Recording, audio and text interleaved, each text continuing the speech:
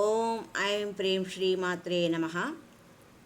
శ్రీ లలితా త్రిశతిలోని మనము కళ్యాణ శైల నిలయ అన్న నామానికి ఉన్న విశేషాంశంలో ఇప్పుడు శిశువు మాతృగర్భంలో ఉన్నప్పుడు దాని యొక్క ప్రవర్తన ఎలా ఉంటుంది అనే విషయాన్ని తెలుసుకుందాం. మన బుద్ధిని ఉపయోగించకూడదు, దాని వలన అనర్థాలు జరిగే అవకాశం ఉంది. మన బుద్ధిలో జన్మాల నుండి దుర్వికారాలు దుర్విచారాలు చేరి ఉన్నాయి. ఎందుకు మనము సొంత బుద్ధిని ఉపయోగించకూడదు అన్న విషయము ఇప్పుడు మనకు తెలుస్తుంది. మన సొంత బుద్ధి ఉంటే మనం ఏ విషయాన్ని తెలుసుకోలేము అన్నది ఒకటి. రెండవది, మనకు బాధ్యత ఉండదు. ఇష్టదేవత పైన మనం సమర్పించుకున్నప్పుడు బాధ్యత ఉండదు, పాపకర్మలు అంటవు. మన బుద్ధి సొంత బుద్ధిగా ఉండకూడదు, భగవద్బుద్ధిని ఆశ్రయించి ఉండాలి. ఎందుకంటే జన్మాల నుండి మనకు మన బుద్ధిలో దుర్విచారాలు దుర్వికారాలు నిక్షిప్తమై ఉన్నింది కాబట్టి మనము మన సొంత బుద్ధిని ఉపయోగించరాదు. మన హితం కోరి నీ హితం కోరుతున్న వ్యక్తి జన్మాంతరాల నుండి నీ హితం కోరుతూ నీ వెంట ఉన్న వ్యక్తి జన్మ పొందకముందే నీ దగ్గరకు వచ్చిన వ్యక్తి ఎవరంటే నీ గురువు. ఆ విషయము ఎలాగో తెలుసుకుందాం. నీవు గర్భములో శిశువుగా ఉన్నప్పుడు నీతో ఉండే శక్తి భగవతి. ఆ శక్తియే వృద్ధి చెందింది. ఆ గర్భంలోని శిశువు వృద్ధి చెంది వస్తుంది అంటే నీవు భూమి మీద పుట్టకముందే భగవతి నీతో ఉంది. శిశువుగా పుట్టిన తర్వాత అంటే వికసించిన తర్వాత ఆ సమయంలో కూడా గురు రూపంలో భగవతి నీ వెంట ఉన్నది. నీవు జన్మ ఎత్తకముందే గురువు నీ వెంట ఉన్నారు. బ్రహ్మజ్ఞానం చెప్పింది ముందుగా గురువే. మాతృగర్భంలో ఉన్న శిశువు బ్రహ్మజ్ఞానిగా ఉంటారు. ఎందుకంటే ఆ శిశువుకి వ్యవహారం యొక్క ప్రపంచం యొక్క వ్యవస్థను చూడలేదు కనుక, అందువలన మాయ యొక్క ప్రభావం వారిపైన ఉండదు. 9 నెలల తరువాత తల్లి గర్భం నుండి బయటకు వస్తారు శిశువుగా. మాయ యొక్క ప్రభావము ఆ శిశువు మీద పడుతుంది.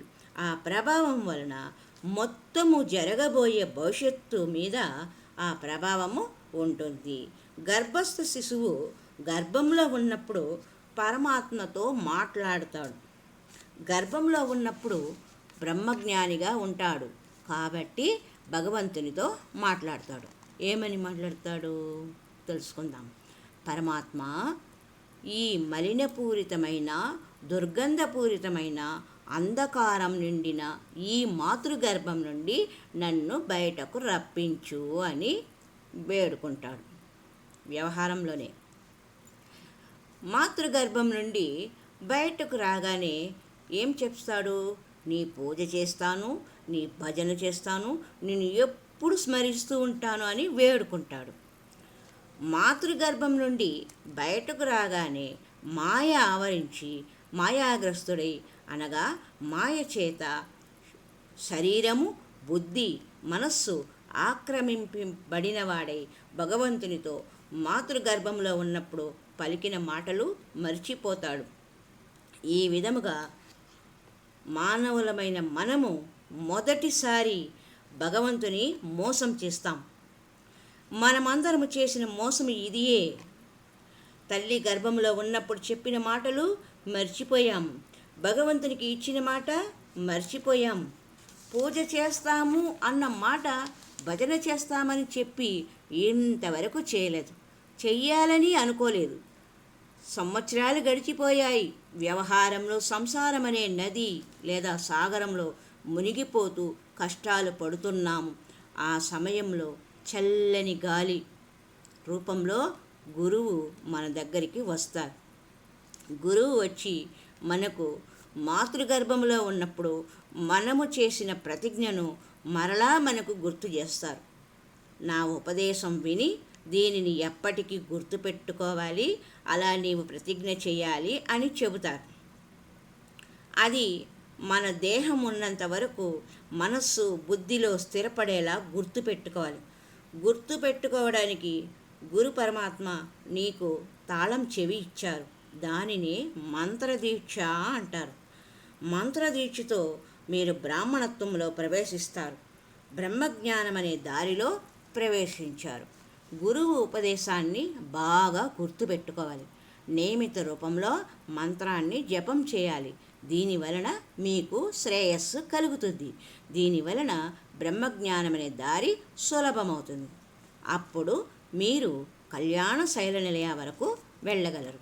బ్రహ్మరంధ్రంలో విరాజమానమైన భగవతి యొక్క అనుభూతి మీకు తప్పక లభిస్తుంది అని గురువు మీకు రెండవసారి బాహ్య ప్రపంచంలోనే మిమ్మల్ని నేరుగా కలుసుకొని మీకు హితబోధ చేస్తారు. మాతృగర్భంలో ఉన్నప్పుడు బ్రహ్మజ్ఞానిగా ఉన్నప్పుడు క్షమంలో భగవంతునితో మీరు మాట్లాడతారు, భగవంతుని మోసం చేస్తారు. రెండవసారి చల్లని గాలి వలె గురు రూపంలో వచ్చి మనల్ని బ్రహ్మజ్ఞాని కావలసిన మంత్రాన్ని ఉపదేశించి ఆ మార్గంలో నడచమని మార్గనిర్దేశకత్వం చేసి వెళతారు. కానీ మనం ఏం చేస్తాం? గురువు చెప్పిన మాట వింటున్నామా? ఒక్క మాల జపం చేస్తాం. ఇలా మనము రెండవసారి మరలా గురువుని మోసం చేస్తాం. ఇంకా మూడవ మోసము గురువుకు కాదు, భగవంతుడికి కాదు, స్వయముగా తనకు తానే చేసుకుంటున్న మోసము. అంటే ఇక్కడ మనము నిర్లక్ష్య భావంతో ఉంటే మనము అధఃపాతాళానికి వెళుతాము అని తెలియచున్నది. మన అధఃపతనానికి మనమే కారణము. ముందు పరమాత్మని, తర్వాత గురువును, తర్వాత మనల్ని మనము మోసము చేసుకుంటూ ఉన్నాము. ఊర్ధ్వగామిని కుండలిని శక్తి ఓం సహస్రారంలో కళ్యాణ శైల నిలయ స్థితి అన్నమాట. మనం వెనక్కి లాగి మూలాధారంలోనే ఉండేలా చేస్తూ ఉన్నాం. ఇలా చేయడం వలన కళ్యాణ శైల నిలయ యొక్క స్పందన మనలో కలగదు. శుభము అనే మాట లేదు. ఇదంతా వ్యవహారంలోని స్వార్థత యొక్క మాట. వ్యవహారంలో ఉన్నప్పటికీ ఈశ్వర స్మరణతో, పరమాత్మ నామ సంకీర్తనతో లీనమై వ్యవహారం చేసిన వ్యక్తి ఎప్పుడు కూడా తన అడుగు తప్పుగా వేయడు.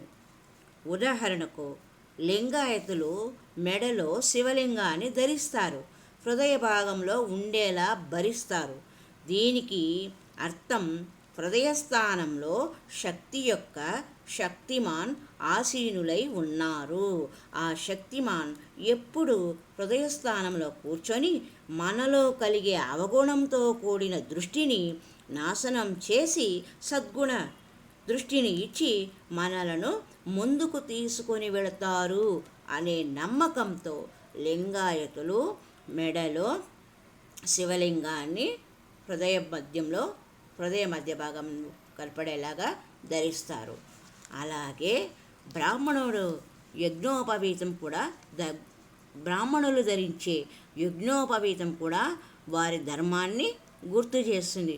ఇది కూడా మంత్రోపదేశంతో ధర్మాన్ని గుర్తు చేస్తుంది. బ్రాహ్మణులు సంధ్యావందనం చేస్తారు, లింగాయతులు శివుడికి అభిషేకం చేస్తారు. శివుడిని హృదయం మీద పెట్టుకొని అభిషేకం చేస్తూ ఉంటారు. శివుడు వారితోనే ఉన్నట్లు భావిస్తారు. మనము కూడా గురువు ఉపదిష్ట మంత్రం సాధన చెయ్యాలి. మనతోనే మన గురువు ఉన్నట్లు భావించాలి. అంటే కేవలము గురువు గారి చేత మాత్రమే ఉపదేశింపబడిన మంత్రమును సాధన చేయాలి. సాధన చేయకపోతే సత్యకామత్వము మనకు లభించదు. సత్యకామత్వము అంటే త్రికరణ శుద్ధి. మనసు, బుద్ధి, వాక్కు, శరీరం చేత సత్యవంతముగా జీవించబడము. అసత్య కామత్వంతో నీవు బ్రతుకుతూ ఉన్నావు. ఈ సత్యకామత్వంలో నీ ప్రజ్ఞ శుద్ధముగా ఉండాలి. అసత్యము, సత్యము అని రెండు రకాలుగా ఉంటాయి. మన గురించి మన కోసం స్వార్థంతో పనిచేస్తే అసత్య కామత్వం అవుతుంది. బ్రహ్మాండం మీద మన దృష్టి సమస్తలోక సుఖినో భవంతు అనే అవస్థలో భావన జాగృతమైతే సత్యకామత్వము అవుతుంది. నువ్వు సత్యకామత్వము స్వయం అవుతావు. మరియు ఈ భూమ సత్యపూర్ణత బయట నిక్షిప్తమై ఉండలేదు. దానిని ఋతంబర ప్రజ్ఞ అంటారు. ప్రజ్ఞ యొక్క 5వ స్థాయి ఋతంబర ప్రజ్ఞ.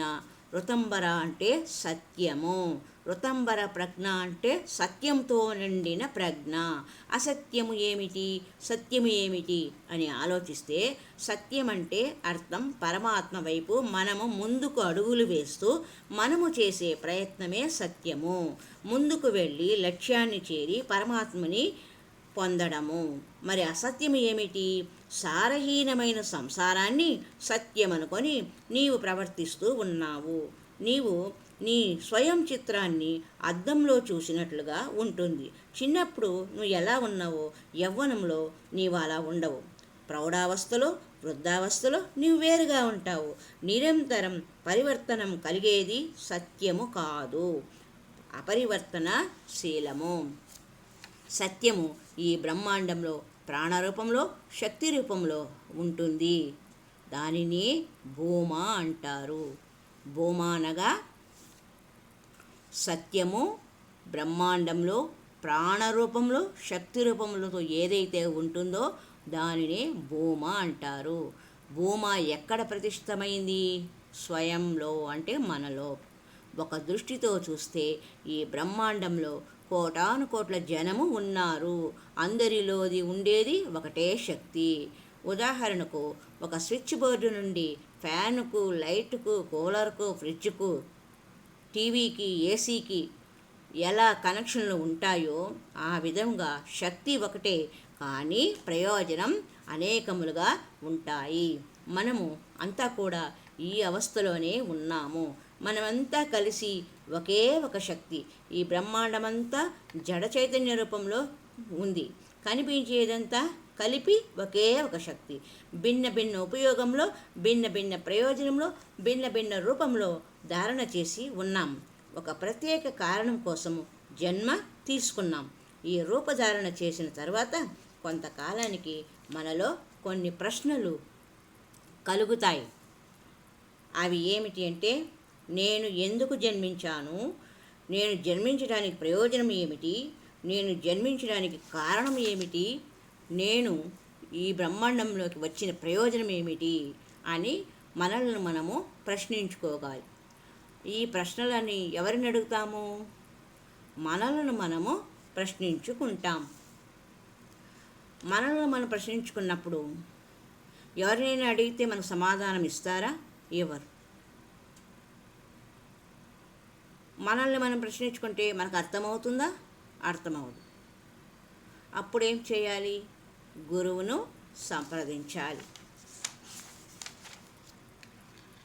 గురువును సంప్రదించి మనకు కలిగిన సంశయాలను మనము నివృత్తి చేసుకోవాలి అన్న విషయంతో ముగిస్తూ దీని యొక్క తర్వాతి అంశాన్ని మనము మరి యొక్క విశేషంలో కలుసుకుందాం. హరి ఓం తత్సత్. ఓం ఐం ప్రేం శ్రీ మాత్రే నమః.